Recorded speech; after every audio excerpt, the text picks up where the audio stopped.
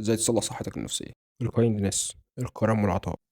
العطاء من أهم آثار السعادة، بلاش أقول السعادة، ممكن أقول من أهم آثار الانبساط. أول حاجة مثلا إنك تجيب لحد هدية كل مدة مثلا عشان تبسط حد.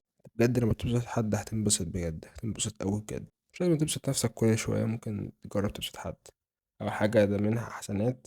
صدقة، تعمل صدقة مثلا. الصدقة بتطفي غضب ربنا عليك. وليها فوائد دينية كتير جدا.